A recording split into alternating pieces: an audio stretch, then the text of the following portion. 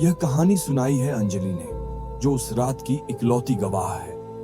उसकी कांपती आवाज में अब भी उस रात की दहशत साफ झलकती है। वह बताती है, मैं और मेरे 3 दोस्त राज, सोनू और मीरा एक पुराने महल की सैर पर गए थे। महल सुनसान था और लोग कहते थे कि वहां रात को कुछ अजीब घटनाएं होती हैं। हमने सोचा कि ये बस अफवाहें हैं, इसलिए हम महल देखने निकल पड़े। महल बहुत ही पुराना और वीरान था। जैसे ही हम अंदर दाखिल हुए, ठंडी हवा का एक झोंका आया और मेरे पूरे शरीर में सिहरन दौड़ गई। हम चारों ने हंसते हुए कहा, कितना डरावना माहौल है। लेकिन अंदर पहुंचते ही हमें एहसास हुआ कि कुछ सही नहीं था। महल के अंदर हर कोने से अजीब सी आवाजें आ रही थीं और दीवारों पर लगे पुराने चित्र हमें घूर रहे थे।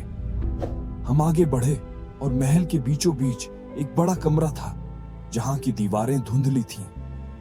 अचानक सोनू ने कहा, मुझे लगता है कि कोई हमें देख रहा है। मैं हंसी, लेकिन मेरे दिल की धड़कन तेज हो गई थी। तभी एक दरवाजे के पीछे से हल्की सी आवाज आई, जैसे कोई अंदर चल रहा हो। राज ने हिम्मत करके दरवाजा खोला, लेकिन अंदर कोई नहीं था। हमने इसे नजरअंदाज कर दिया और महल के सबसे ऊपरी मंजिल की ओर बढ़ने लगे। लेकिन जैसे ही हमने पहली सीढ़ी पर कदम रखा, मुझे महसूस हुआ कि कोई मेरे कंधे पर हाथ रख रहा है। मैं चौंक कर पीछे मुड़ी, लेकिन वहां कोई नहीं था।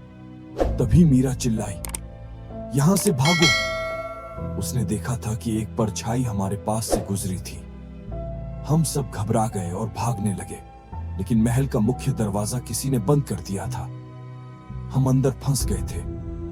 राज ने दरवाजा खोलने की कोशिश की, लेकिन वो जाम हो गया था।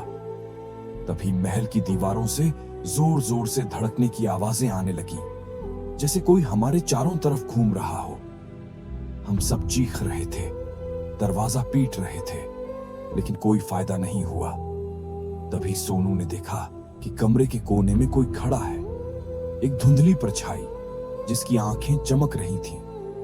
वो धीरे धीरे हमारी तरफ बढ़ रही थी।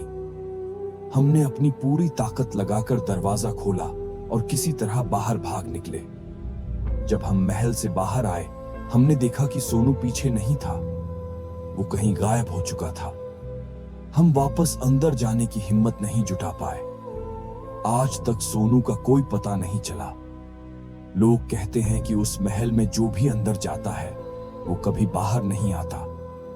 मैं अब भी उस रात की डरावनी चीखें सुनती हूं और कभी उस महल की तरफ देखने की भी हिम्मत नहीं करती।